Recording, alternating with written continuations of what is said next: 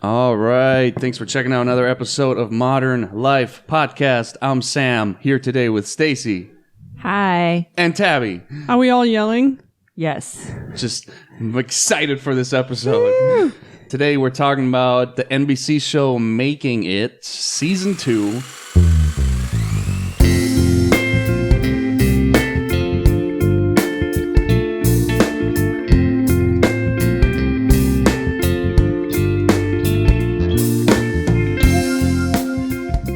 As always, before we get to the main topic, we got some modern thoughts, some stuff that's on our mind. Who wants to start? I can start, since I didn't do one last week. So my modern thought is they just started having these worms that can eat plastic. And I just read an article about it. The only thing is that they're worried about that they excrete the toxins in the plastic within 48 hours of eating them. So they're trying to figure out a way to control that before releasing them to actually do some good. And I just think it's interesting that nature solved its own problems like it usually does. I don't know. Was this a worm that already existed and they discovered, or yeah. they? Oh, interesting. Yeah. So they're doing all kinds of tests on it now, but Hold on, you just breezed over that way too fast. So this worm eats plastic, eating mealworms. but then But the excretion from the worm is toxic. well, the excretion is the toxins in the plastic already. So they Right. So what do we do with that? that's what how does that that's help? what they're working on right now. Well, So the plastic is gone, but the toxins are still there? Yeah, so they add certain toxins to like to plastic to like make it more durable and things like that. So they gave them like the styrofoam plastic, and it has HBCD, which is like a endocrine disruption, and it has like it does neural English, please. it does Endocrine major major damage to your body. It's like it's an environmental chemical basically. What is this worm called? It's a mealworm. Just a mealworm. It's called a mealworm. That's what the article says. DePiglio. Yeah. DePiglio. I just showed everyone DePiglio. Yeah, I don't know if we can rely on nature to solve all our problems. I'm not saying that it's going to solve all our problems, but I do think it's interesting that a lot of things already like the world has a way, like nature has a way of like fixing itself. Yeah. No, You know I know what I mean? that's not what you're saying. I hope nobody at home is listening to this and being like, yeah, there is no global warming. I hope that's not our listeners, but... Oh, we did some research. We have a very conservative base for modern life. Me next. Okay, so I work at a restaurant. I wasn't sure it was just me just noticing it or if it's increased, but it seems like to me more and more people are going out to eat on these major holidays. I've been telling you this. Thanksgiving, Christmas Eve, Christmas Day. Like these major holidays that used to be all about staying in, cooking at home, having the family over is turning into this, 12 people showing up at the restaurant for like no one wants to cook and deal with the cleanup and all that anymore. So I'm like, is this just a California thing? Because I haven't lived here my whole life. And also I grew up in Germany where like Germany shuts down for 3 days during Christmas. I mean, nothing is open. So it's just, I didn't know, like, is this just a thing I'm just noticing that's always been like this? And then I looked it up. The only thing I could find, there's this company, Open Table. They make the program that a lot of restaurants use for the hosting desk. We use that one. It's like, it's probably the most popular one. The only data I could find on this is in the UK, they released some of the data. Open Table released some of their own data, and they said, and this article came out a few weeks ago. It says in the last few years, restaurant dining on Christmas has gone up 139%. Wow. So I'm not crazy. Now, I'd be really interested to know what that is in the U.S. I feel like it could be even higher. But yeah, I just thought that was really interesting. It's like entering this new phase. Like people don't want to deal with cooking and cleanup. I mean, you see it with how many companies are there that like deliver food to you, like DoorDash. Yeah, this is what I've been saying, because I have this theory that cooking is like sewing, and this actually perfectly ties into my modern thought, especially in these places like big cities, Japan, Hong Kong. Japan's not a city, I know that. Sorry, I meant Tokyo. And also here in California, where real estate is really expensive and you don't even have kitchen facilities anymore, cooking is going to turn into something like sewing, where it's just like a fun hobby. It's not something you do to sustain yourself, because we're all going to be eating out everywhere. I think we're moving in that direction. I don't know. I don't know about that. There's so much of the opposite going on too, where like you have both. You have like those that don't cook at all, and then you have other people who are like focusing on meal prep and focusing on, you know, their health, because you don't know what you're getting when you're eating out. And I actually don't even like really eating out. Like it's an occasional thing. And I know I'm like I'm not the norm. Weirdo. Yeah. No, but what I'm saying is it's dependent on space and the type of spaces that are now being created. You don't even have like those kitchen facilities anymore. Or you don't even. Yeah, but I feel like even then they're like developing things like an Instapot where you can throw everything in there and you don't need. And there's like mini fridges. Like I feel like they're developing things so that people can still cook, but just faster. Yeah, no, I'd just be interested to know, like, yeah, is this a fad, or is, like you're saying, like the way of the future? I just think there's so many companies that cater to it, like either deliver your food, or companies like Blue Apron, where you basically just, here's everything, just put in the pot for like 5 minutes. Like, I don't know, everything seems to be moving towards that. So I don't know. I just thought it was interesting. Yeah. So mine is about Bernadette Banner. I watched a video of hers on YouTube. She does costume research. I think they call it Costube on YouTube. Costume? Yeah. So she has a video up of a website in China, one of these fast fashion sites, selling her dress illegally. Oh, so yeah. then happens all the time. she bought it, and you can't do anything about it. Are you Right. going to go into this like international legal battle? You one person. Well, it's not even that, because China doesn't really honor trademark. If you yes. win, let's say you win in court here in the U.S., like China doesn't really give a crap. Right. That's true. They have different copyright laws and stuff like that. But so she bought it for a video, and the stuff you're getting isn't even made to fit a human body. It's just like she does these reproductions of like, I don't know, 17th century stuff. And that's obviously not what you're getting when you're buying from a site from China. So the picture, they used her picture and it doesn't match what you're actually getting in the mail. And she then goes into this whole explanation of fast fashion and how fashion changes every year now, whereas it used to change every decade, because people aren't spending hours making their own clothes. You can just go and buy a new thing. And I think this really ties into the show of making it too, where you just kind of reassess and put value into things that you made yourself.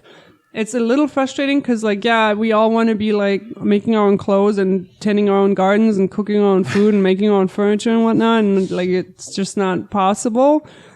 But I think she has a point in saying, instead of buying all these, you know, nylon clothes every year, really assess, and even if you don't know how to sew, you can still make a difference when buying from sustainable places, you know, fair trade cotton and all that, and then really making your clothes an investment. Right. Where back in the day, your wardrobe was like your Sunday dress and your regular dress, and that's it, because you're a poor farmer and you can't make your clothes. Right. You know, you can't make I just watched a podcast that was very similar to this, or listened to a podcast that was very similar to this. It was, and it was talking about how there's a whole new transition in fashion world where they have like all these fabrics that used to go to the trash. And this woman started like this thing where she goes and collects all the used fabric from these stores, or like all this stuff that they were about to throw away into the landfill. And then she like reuses it basically. And in the podcast, she was talking about how like some of the materials, like just like what they're made of and like how much of it goes to waste and like how the industry's changed. So it's really kind of fascinating what you're saying. Well, on a different note, I was reading, there's people that make these whole algorithms that basically just pull stuff from Twitter, and then, how to explain this? Okay, for example, let's say I have a Twitter account. Like, I don't know if you've ever seen the Twitter account God. It's just called God. It just writes the funniest stuff on Twitter. You know, people just write. There's some really witty people on Twitter. So let's say you write like a really funny joke that's only a sentence long. There's people with algorithms, the algorithm automatically will pull whatever you wrote, if it got like a ton of feedback, pulls that off Twitter and then puts it on a t-shirt on like a website. And this happens within like the second you post it. It happens so fast. So I don't know if that makes any sense. So if I come up with original content, all of a sudden there's someone over here in this other country selling T-shirts with the joke that I wrote. But they're not even. It's not like there's someone sitting there and like, oh, I'm going to design a T-shirt with this. It just everything is so automated. Like the computer pulls it off Twitter, puts it on the website. It looks like it's on a T-shirt, and then whoever orders it, then they make the T-shirt like made to order. Yeah. But yeah.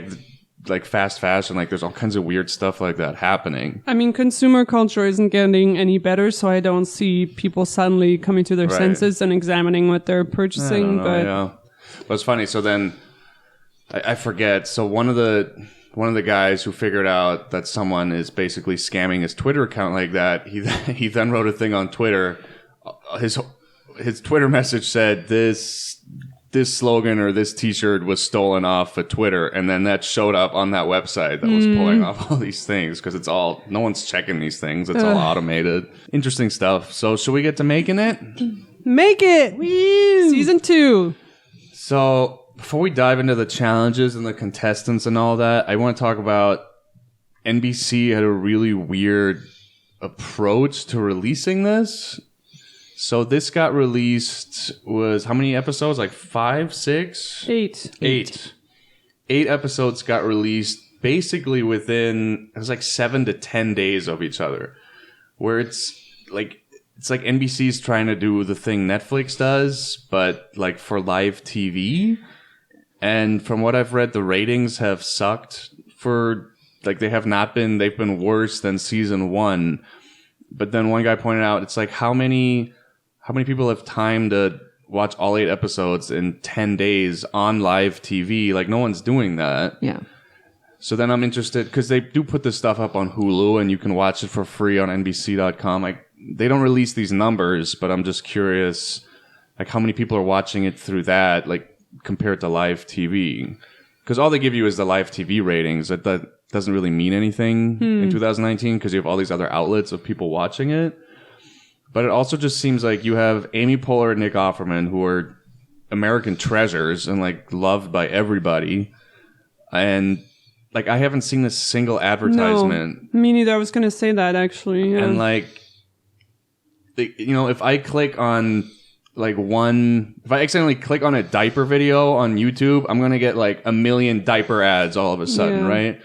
And so like, we've released a podcast on season 1. I've been looking up stuff about making it. I know. I was going to say that. It'd be like I would be the prime target for advertising, right? I didn't see a single thing when this was coming out. So I don't understand. Is this just a thing they're just throwing a little money at, and it's just out there as like a Christmas special, and they're just not really. No, the marketing's not good. The only reason we heard about the show, I think I saw like one ad when season 1 was coming out. I'm like, oh, this looks really cool. But they don't, like, I don't know what, I feel like you have this gem of a show and there's no one at NBC, like, really pushing it out there. And, I mean, I hope they renew it for season 3, but it's up in the air right now from what I read. So, I just think it's really strange. It doesn't make any sense to me. Like, I feel like if this show was on Netflix, it would be, like, a huge hit, right? Yeah. Yeah. But it's buried under all this other NBC programming. It's got just the weirdest release schedule, and then it's just like gone. Like and like it's not like season 1 is on Netflix or anything. I mean, it's on Hulu, I guess, but it's just very strange what they did with the show, because it should be like a way bigger hit. I feel like it's just like a feel good show. People from the left and the right can watch it. The whole family can watch. Like this should be a huge show. You have like Nick Offerman, Amy Poehler, like I don't understand what's happening. When Amy Poehler comes out with a movie, it's a hit. When Nick Offerman does a stand-up special, it's a hit. Like, why is this not working? I don't know. I just think it's frustrating. Do you want to talk about the judges? I know you have a lot to say about it. Judges. Well, did you like the judges? I know I had a gripe with them when we talked about season 1. Yes, and I didn't agree with you, but I can kind of see what you're saying now. Which is, what are you saying? Well, honestly, so Simon, who's the guy who does the windows at Barney's in New York, I like him more in season 2 than I did in season 1. I feel like he's kind of grown as a judge. He'll actually teach me stuff. Like, he'll throw out a term. He has an actual education, right? He knows all these art movements. He's like, oh, this looks like a so-and-so. And then you get the little thing at the bottom, like, explaining what it is. I'm, like, actually learning things. It's like, oh, this is such and such design from 1580. I'm like, that's cool. The guy, like, knows a lot of stuff. But then the other judge, what's her name? Dana.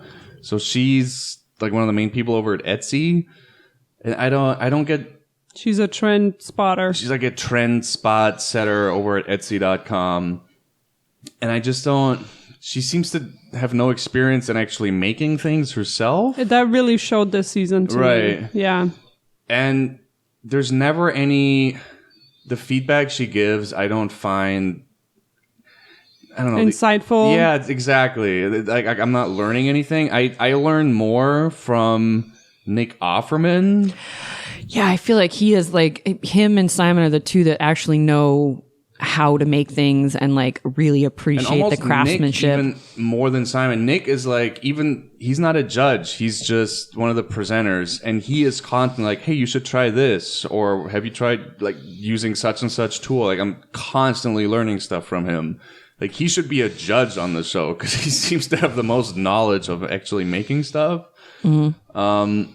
And then with Dana, it's every other word is like, oh, we see this on Etsy a lot. Like, that's not criticism. I feel like it's just care. Like a plug. Like, here, everybody look at Etsy. Plugs. Yeah. Yeah, I don't care for her as a judge at all. I really lost faith in her in the challenge with the wreath. And that was the one episode where I really didn't agree with the person going home, who was the Hawaiian guy. Yeah. Because he made all this tie-dye, all these pyramids on his wreath that I thought were so beautiful, and then he ended up going home.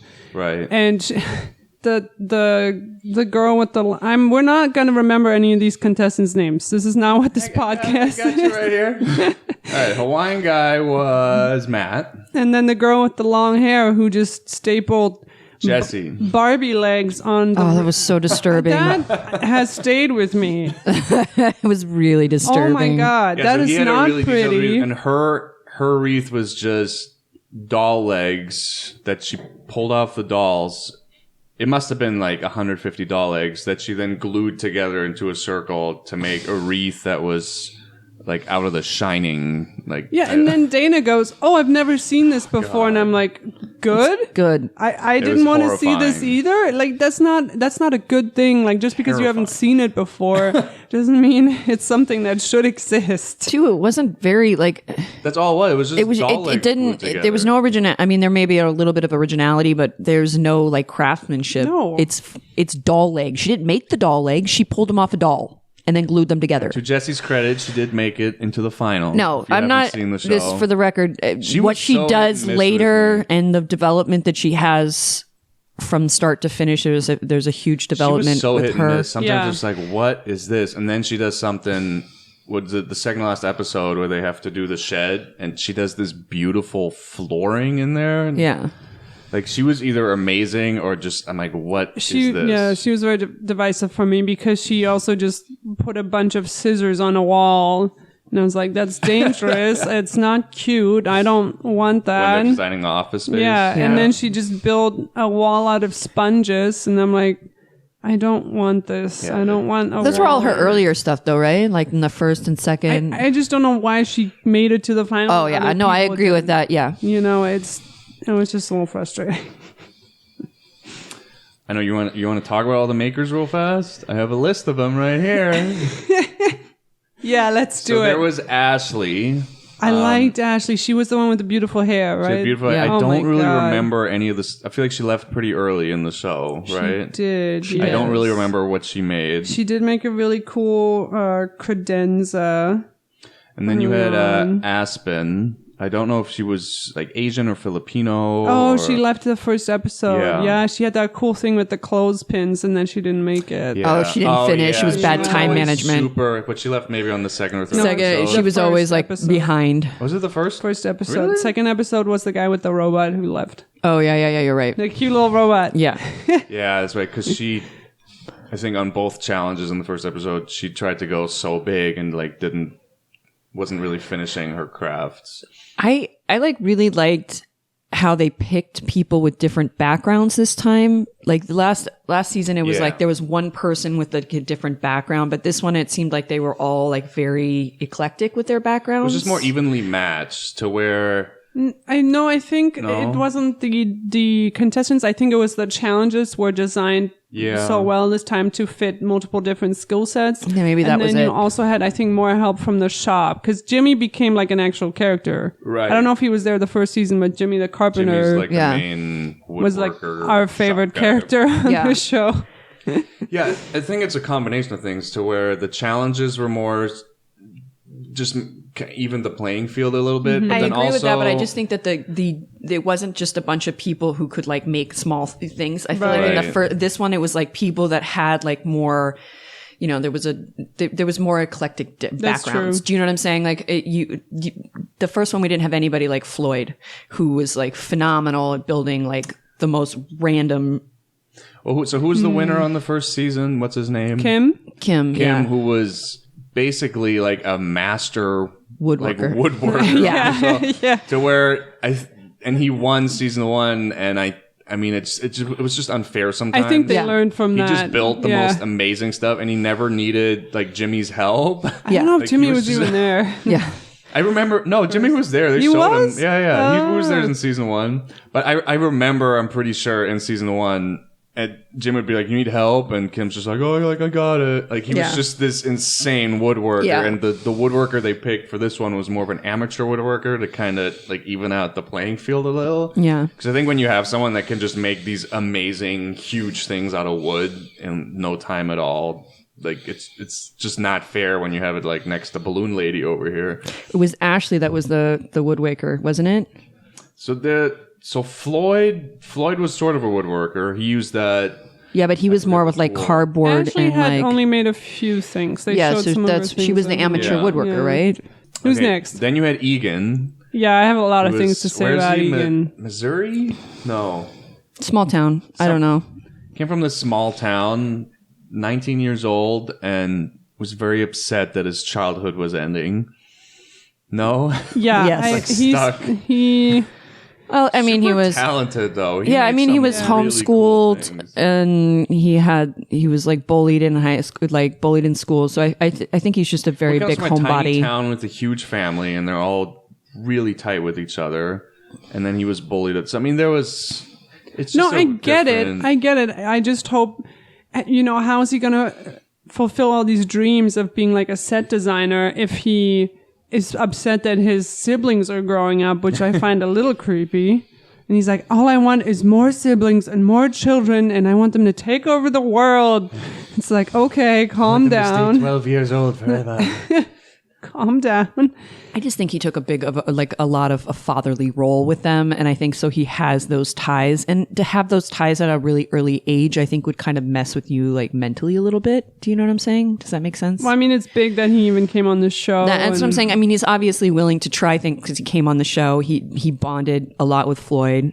Yeah, so Floyd was next up on the list, who was like a semi-woodworker. Right, but Egan, the challenge that he went home on, which was that graffiti office he built, which wasn't good, but you could see he's never had a job before it said there. He had a job for like a month. He couldn't even picture himself like of what would I want to work.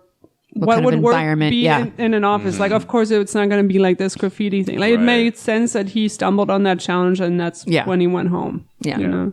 His office looked like it'd be the background in like an 80s Little John Shop of Carpenter Horse. movie. Yeah. Like Escape from New York or something. Yeah. Okay, then you had Floyd. Floyd stayed pretty late into the show. Yeah. Right? He was the last guy to go. I forget. There was this one tool he kept using. I forget the name of it.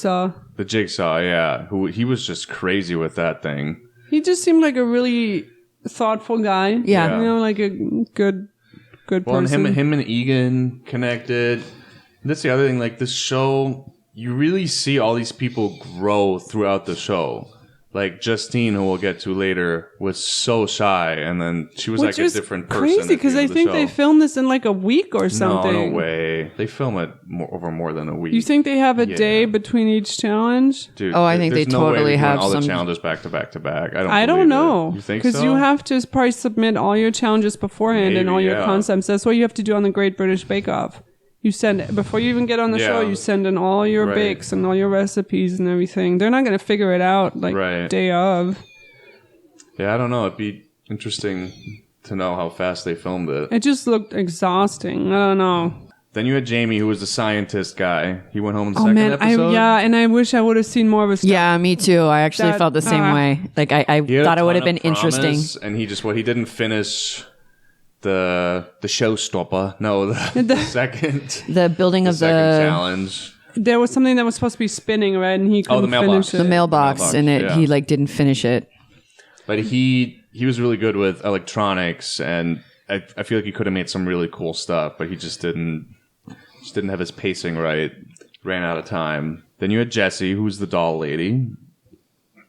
She was famous. She was a Portrait painter, artist. portrait Yeah, artist that she's did famous for, like making stuff with food. Yeah.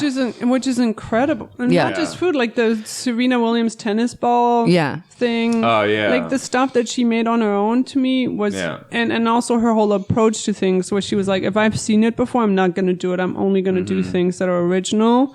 Which I don't even think like that. Like I'm not that creative of a idea comer up or whatever. Right. So yeah, I think a lot of her ideas just kind of missed for me. But I think when you have someone like that I'm only doing original stuff that's taking huge risks, like it's gonna be hit or miss. Yeah. Yeah. You know, you're not gonna bat 1,000 on that. It's just, to me, she also didn't make an effort of really, well, why would I be doing this? Why would I be buying 1 million paintbrushes and making a portrait out of that? Why would I be using 1 million plastic sponges or scissors? And whereas other people had more of like an ecological approach and Right. reusable approach, she Yeah. didn't think about that at all. And to me, that's, I don't know, that's always a plus Yeah, when you're you, right. Because some people would make something, and then it's like, well, you can also. What was it? The invitation on the last episode. Oh, that was Justine. Justine Yeah. had, it was an amp. It was this big wooden amp, and then the invitation card. But then if you pulled that out, you could actually store vinyl records in there. Yeah. Oh, how old is Jessie though? She's younger, right? She's like in her early 20s, Yeah. right? I feel like that's has a lot to do with She, like the just moved to New York. Yeah, like I get the feeling that like there's not that development yet. You know what I mean? And like I feel like Justine was older, or like Lily was older, so that they had more like experience in the world to bring to the project. You know what I'm saying? And like Justine is just a brand new artist, just trying to come up with new material. not Justine. Jessie. Sorry. But, and I think them also acknowledging how big it is just to make it in New York, and her also making it as an artist in New York. That's Yeah. crazy to me. That's true. That's insane. But then you have, so next on the list is Justine, who I think became like all of our favorites towards the end of the show, right? Yeah. Like we were all rooting for her, and Just her relationship with Amy, it was so funny. yeah. Yeah, it was And great. spoiler, she wins. She wins Amy. So she wins everything. So she was a construction manager, right? Yes. But before that, She did a lot of like arts Window and like dressing. window window dressing. dress, that's yeah. right. So she had all this past experience of making stuff, But hadn't then been doing it. hadn't And, really been making stuff for a while because she was just managing other people. Which, but at the same time, like I think that was a benefit to her because at first she was a little rocky, but her time management creative was juices. always like that's spot on. So I feel like Yeah. because she had all that experience, like managing other people, it helped her manage herself a little bit, which was why she was always able to pull off these She's crazy. this tiny little thing, and she looks so unassuming, but she knows so much Yeah. about all the different materials. Yeah, she's and a boss tools. bitch. Yeah, Yeah, dude, she was legit. she was impressive. which I think the show doesn't point that out enough, how important it is to, you've Yeah. probably never created under a time Right. pressure like this. Right. Within these hours, you have to Yeah, do blah, yeah. blah, blah. Like, that's huge that Yeah. some people can do that. When I had my practical exam in pastry school that I just finished, my team was the only one to finish on time. It's kind of like a technical challenge where like you have this amount of hours and here's a really rough recipe, or it just tells you make this, and like after that, I'm never going to judge anyone on the Great British Bake Off ever again. Because, like, man, like, it's tough getting everything done. I bet. Yeah, no, time management is like the hardest thing for most people. And I think because of the window dressing, Justine and the other lady who was the interior designer, they really knew how to use space. Rebecca. Yes, yeah. Rebecca. And I think that's we've talked about that in our action episode of how a director uses space or uses a scene. And it kind of translates into this making it. How do you make your space function? But at one point she used a conduit bender on multiple little pipes to make this like half circle. And I forget, it was one of the judges didn't even know what that tool was. Like she knew more than like the judges or really anyone else. Besides maybe like Jimmy, but Jimmy and Nick. So she was a boss. Well, because remember Nick knew what it was, and they didn't. Right, Mm. they were like, no idea. Which is another thing that contributes to me not having that much faith in Dana as a judge. Yeah. Well, how can you judge someone? How can you judge people if you don't even know the difficult process that goes into making that art? It'd be like if on the Great British Bake Off, one of the judges was just someone who really likes cake but had no idea how to do it. Yeah, right? I mean, because there's like intricate details that go into things that like you have to judge them not just on what they've created, but also the difficult level that they created. Right. You know what I'm saying? Like, I don't know. I feel like that's what was lacking in some of the things is like some of the episodes is because it's almost judging their idea and how it came through, but not on the level that they chose, the level of difficulty they chose to create it. I don't know. Then you have Lily, the balloon lady. We got a little fed up with her towards the end. I was tired of the crying. She cries a lot about her family. Tired of the crying. I'm doing this for my son. Oh my god. I was over it. I think she was very original. When she got successful, like semi-famous in the arts and crafts community, she does all these crazy balloon designs. Which she grew towards the end. She wasn't using the balloons. She was using other things. She was, first few episodes, everything's got balloons in it. But then all of a sudden, she started making stuff without any balloons in the design. And these really intricate, super detailed, super well, just polished. Like when she did the shed, I mean, it was just like, it was polished. It was so intricate. The like floor she did. She surprised me. Or like, oh, okay, you're not just a not balloon just maker. Balloons. Like she knew how to make stuff really well. I was impressed with her stuff most of the time. And also something I think the show maybe just didn't know, I didn't have time to go into, when they have the cake challenge. They walk over to her station and she has a cake covered perfectly in fondant with it's smooth. It's like perfect. Getting fondant to not have that like wrinkly rhino skin and to get it looks easy, but it's really not. And I think, and then they said, oh, she used to be like a cake business. Right. And I'm like, oh, that makes sense now. The cake business, which she did like invitations Event professionally planning, at one She does point. event planning, I think, is what she does now. She surprised me, where she just was busting out all these other skills towards the end of the show. Then you have Matt, who was the Hawaiian guy. I loved him. He stuck around for about half the season. Yeah, he was so nice. Because him and I think Rebecca as well, you could really tell that they had a style. Yeah. And sometimes the judges liked that, and sometimes they were like, be more original. But I think if you have a definite... Floyd was also like that too. Oh. Yeah, he was very stylistic. Oh, yes. He always had that spray painted sky. And I think if you have a certain style, it actually helps you, and maybe not on TV, but in life, where people will seek you out and hire you for what you're known And that's for. the thing with Rebecca, who was the interior designer, and she's been doing interior design for a long time. And you could just tell she has just a certain style, these very popping colors and like a lot of angles, triangles and stuff. I think she also really had the human touch, because some people were more introverted, and you could tell she's worked with so many people and how they interact with their own environments, that she was more intuitive of what people would like. But I feel like it's ultimately what got her off the show. Well, she stayed so within her bounds that she didn't really push herself outside of it. The second last episode, her shed, looked great, but it was just the design we had seen before. It was like that's what I mean. She like literally like every she didn't really push herself. I mean, and I understand having a style and using that style, but I feel like she was one of the older contestants too. Yeah. If you've been doing interior design for a long time, I mean, that's just how you see things. It's just like you got your thing. I think it's really hard. I mean, it's like look at like movie directors. Once they get into a certain age, like they're not taking big risks and stuff anymore. Like they just have something that works for them, right? Yeah. Steven Spielberg.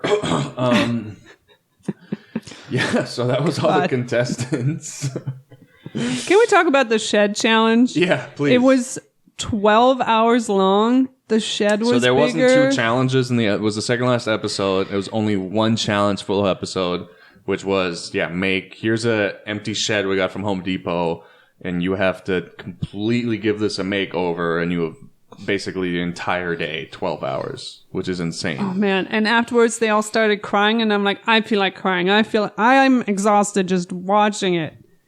So what was my problem with that is I feel like that would have been the challenge to do for the very last episode. I found it weird that they were doing, it's the biggest challenge in the whole show. It's the longest one, but they saved it for the second to last episode.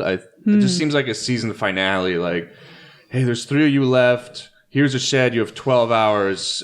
But then how would I have gone with the party theme and like you walk in the barn and you're the winner? Because you can, hang out in the shed. The thing is with these types of shows, same with the British Bake Off, is on the last episode, you always point this out, it doesn't really matter what you did on the first challenge. It matters what you do on the second challenge. That's true. So it just makes sense to have just 1 challenge for the season finale. That's why I was That would have been hard to judge though, because everyone's sheds. I feel like they did a better job. I feel like they did a better job this year of making the first challenge matter. I mean, like the first challenge matter more because they tied in together.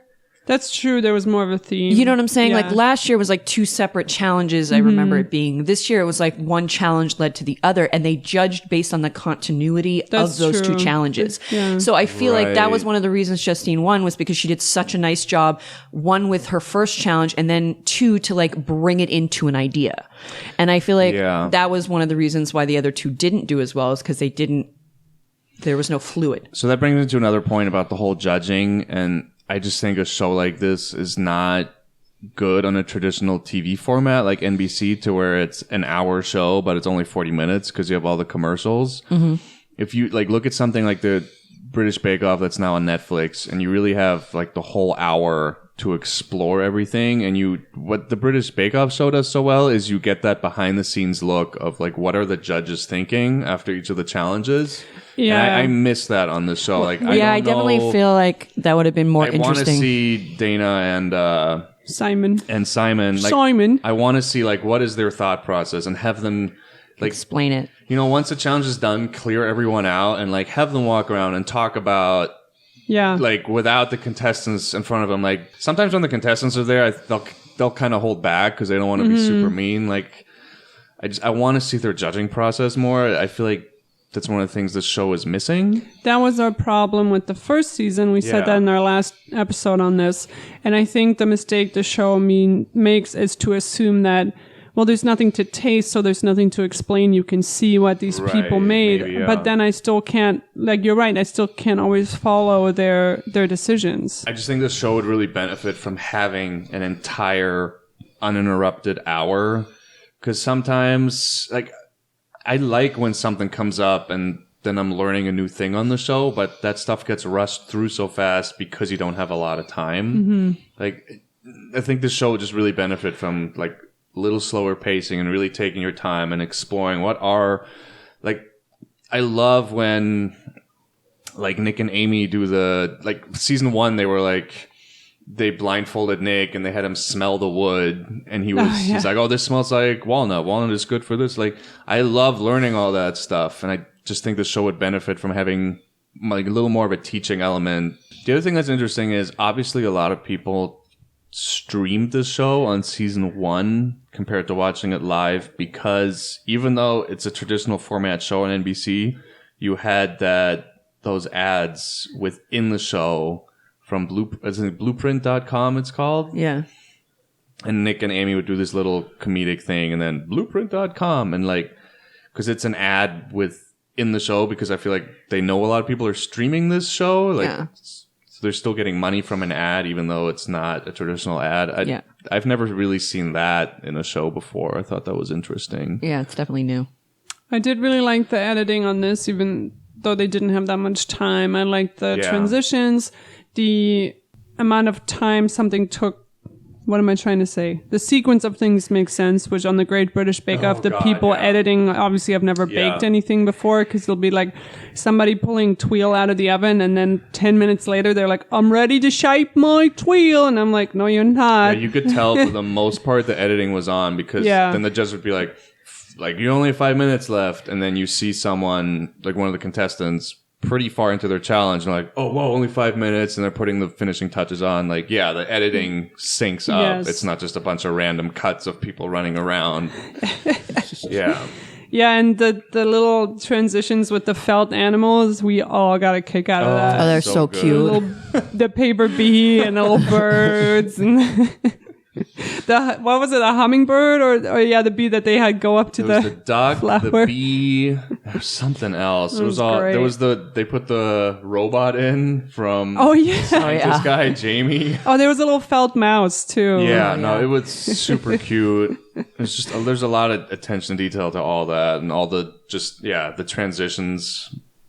Very cute. They make a lot of fun of there's a lot of British Bake Off shows in there. You notice that, right? Yeah. So Amy's with the cake challenge. Yeah. Stacey, do your Amy Poehler impression. With the cake. What? Which one? Stacey had an Amy Poehler Stacey the other day did such a good Oh, I know, but it's something I do on the spot. I never can replicate stuff. Your sponge is too spongy and not spongy enough. There was one point where Right when they're saying who has to go home, and they made it super dramatic. Do you remember that? Yeah. They put in this super dramatic music, and I was like, "What's happening?" And then they made fun of it. I'm like, "Oh, okay, I get it." Just to go through some of the challenges. Mm-hmm. The wall challenge, where I think it was Justine who made the flower. On the blue light. And where she was like, everybody has that random outlet that really leads nowhere. And I was like, oh, that's so smart. Like, I really loved that one. And then also Egan in that one had the stripes with the arrows, and he built all the arrows himself. Yeah. And didn't they represent each of his siblings or something? Yes. It's very clever. And then Nick also said something about handwriting and how we use part of our brain for handwriting and we no longer use it anymore. I don't know.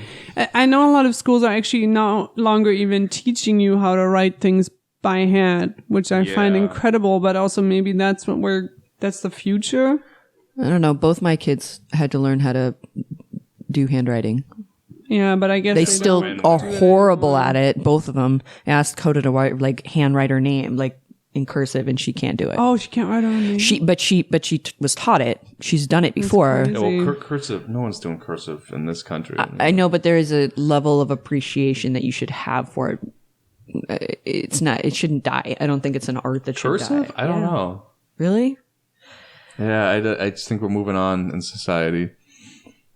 Yeah, I don't know. I just thought it was interesting. I also appreciate that Simon was the only one who knew how to say chaise longue. Chaise longue. Because people keep saying chaise lounge. I'm like, no, it's not a lounge. Stop. I feel like Simon definitely grew as a judge. I was cool with him. Yeah. If they're making season 3, Dana's got to go. I'm sorry.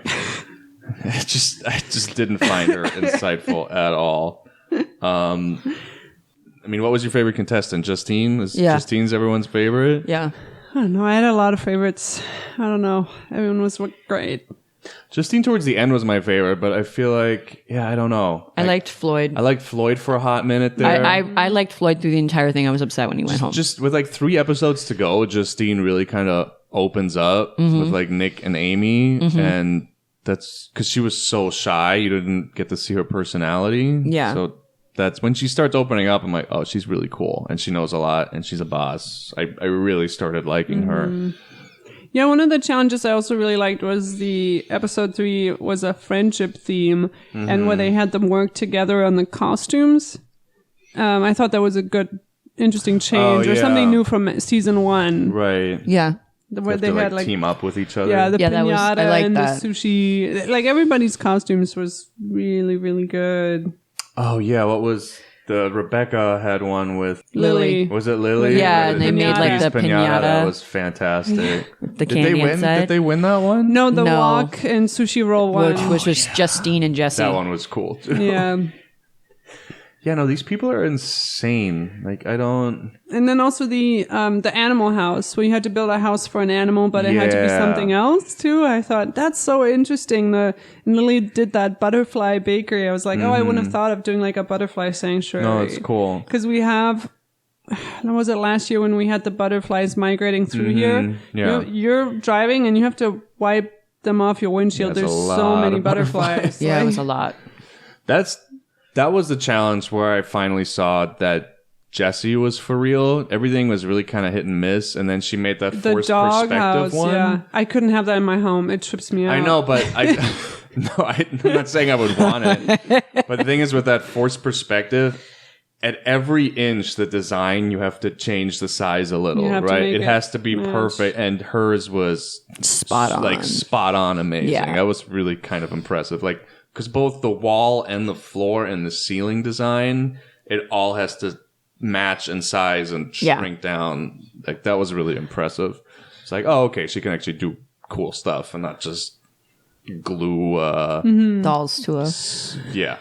No, that was doll. that was in episode 4. Yeah. Was you had to pick like a season or a holiday, and some people did some really cool things where like Floyd had the magnetic one, right, where you could just take them off the wreath and put new magnets. Oh yeah, that on was so for- cool. I liked that. It was very Wreath was cool. Yeah, the mailbox one stands out. What else? I mean, the shed one, obviously, and that was the best one in season 1 too. The shed. That's where Kim, remember, he split, yeah, that was where he You split had the roof in and half like I was to make so us cool. like Stargazing. because you give people all this space to work with, like they come up with some really cool things. Like Jesse had is it called Periscope? Yeah, but it was Yeah. like you looked in it. Where you look in the mirror, you're like looking out the other side. Yeah, I wouldn't have even thought about Yeah. that. I think something I wanted to see more of from Egan, and something they didn't really point out, was his painting skills. Like when he did the cow on the side of the milk carton, or like Oh, he yeah. was such an incredible painter, and Yeah. I wanted to see more of that and maybe have more of a focus on that, because Right. that really impressed me. I thought that was amazing.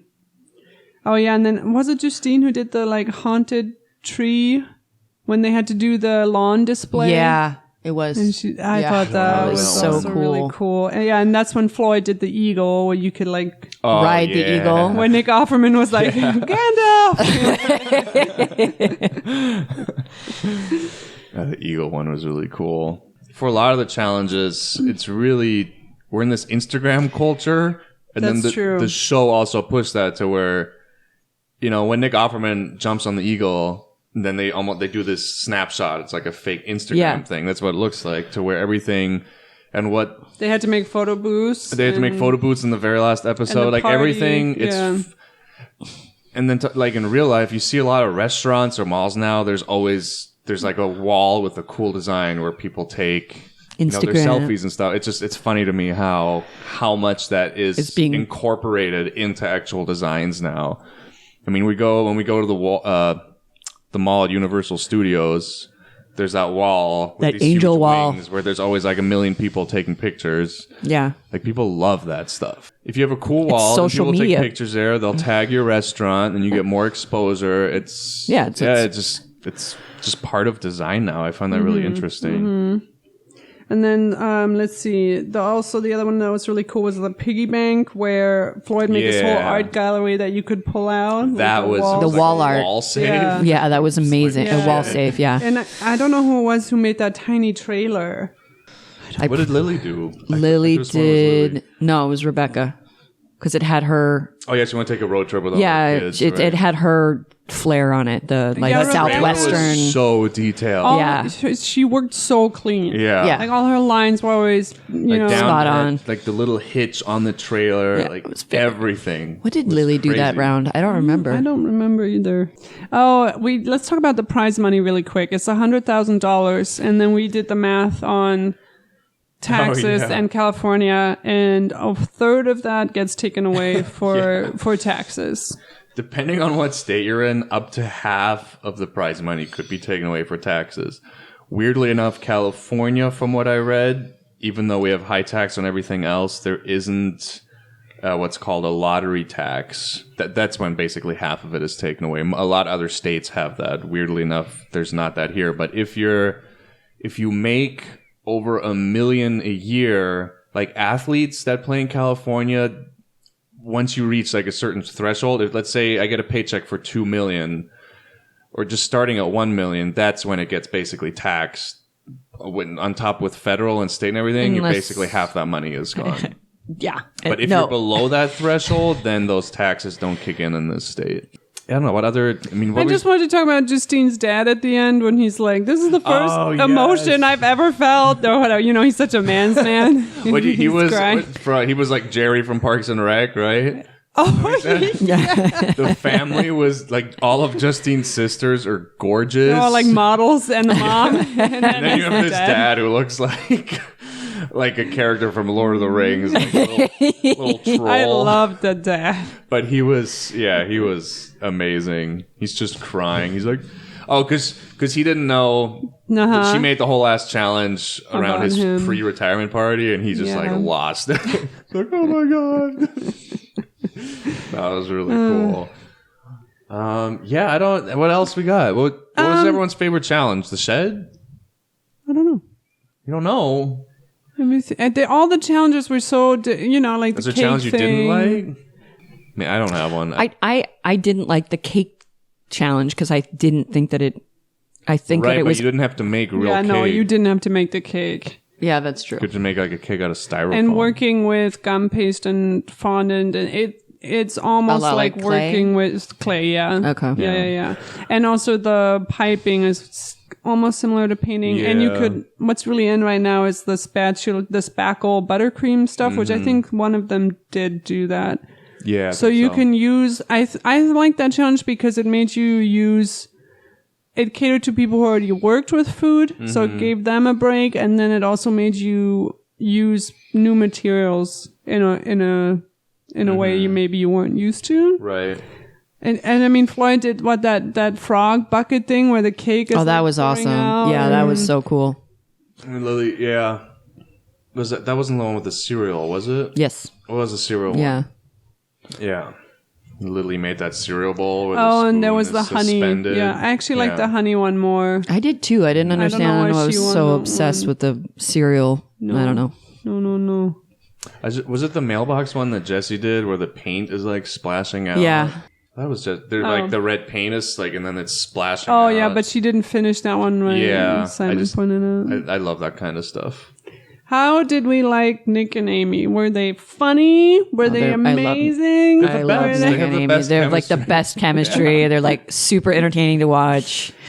I just don't know why Nick didn't wear his plaid shirts this season, but He had to spice it up a little bit. He has like so many plaid shirts you can They're- wear. Yeah, I have no problem with them. Oh, none at all. I think that they're amazing. Where like Amy is just there for comic relief. She doesn't know Anything. anything. And Yeah. Nick is also really funny, but he's He also knows a really everything. good woodworker and craftsman, and he knows a lot of stuff.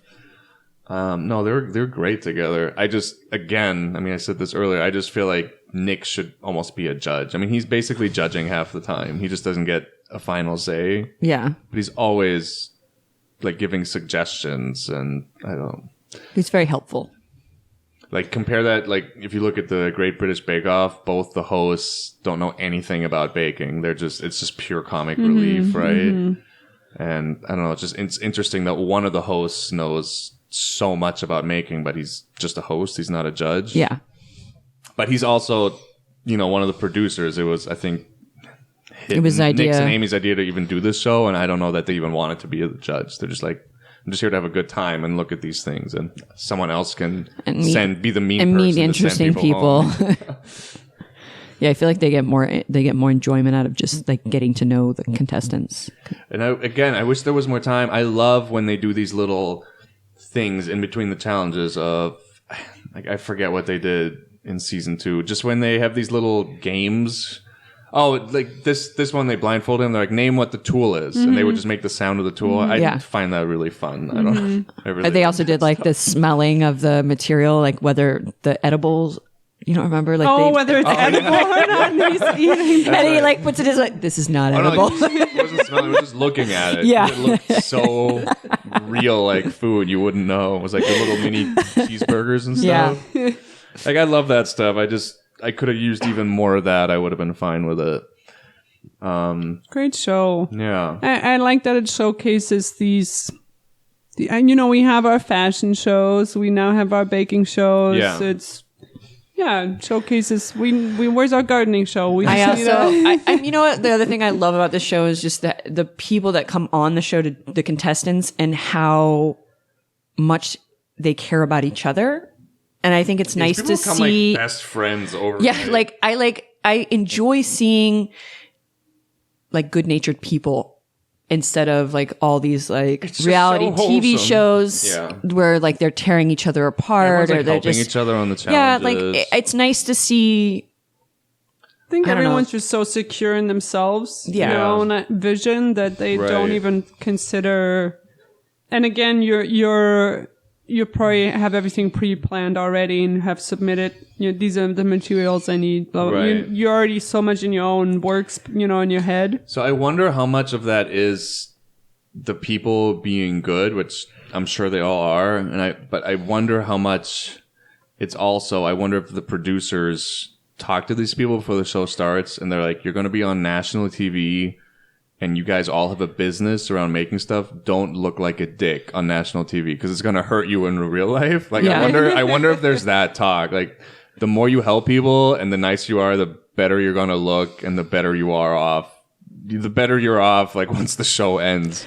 Because if I you look think like that an if that's a-hole the- on this show, yeah, no, like, I no one's agree going to with want that. to work with I you. agree with that, but I also think that like if you can still come off nice and not jump at the end to like help someone finish a Yeah. project, like that's got to come from a genuine spot. No, for I don't sure. think that that's something you can fake because you. I wonder if that's something they consider too, because most of these people have a business in making Yeah. stuff for other people, and if Yeah. you look bad on this show, like, Oh, I'm sure there's an aspect of it, but I feel 'cause like if you that come off genuine. as likable, like, people are going to look you up. They're going to look up your Instagram. Yeah. like, Yeah, Whatever ready you're for the doing. third season. I love how they did all these new challenges. I wouldn't even know what to come up with, and they Right. really did an excellent job. Like Stacey already said, doing a theme for each episode as well. Mm-hmm. And I think the thing we're just really missing is helping us understand why some of Right. the judging occurs the way it does. I want doll legs banned from this TV show. Yeah, it's really traumatizing. I'm sorry. Here's but my prediction. I think NBC cancels this show. I don't think it got high enough Netflix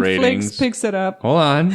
I judging by the lack of advertising, I just don't think their heart is behind the show. And yeah, I think it gets canceled, and then I think someone else picks it up, like a Netflix, maybe a Disney Plus. No, not the mouse. There's so many streaming platforms coming out. Like, someone's gonna pick the show up, and then it's gonna be on a platform where you can have a whole hour, and I think it's just gonna make the show Please better. don't say Disney Plus. Can you imagine that? Every challenge would be like, recreate Oh, God, Cinderella you're right. pumpkin Yeah, You're right. something. No, you're right. Oh, I take it back. Netflix.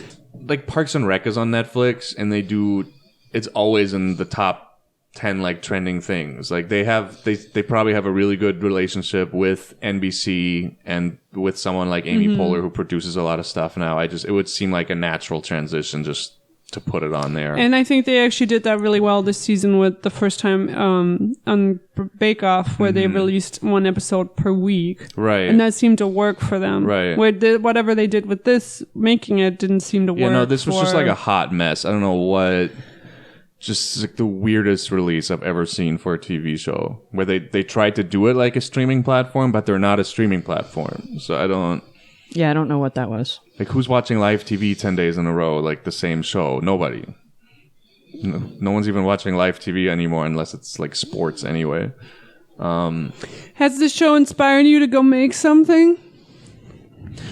During the show, I'm always like, I look at the house, I'm like, man, like, what if we just took this whole blank piece over here and just painted something crazy on it? Yeah, and I'm really? like, oh, wait, we rent this house. We can't do that.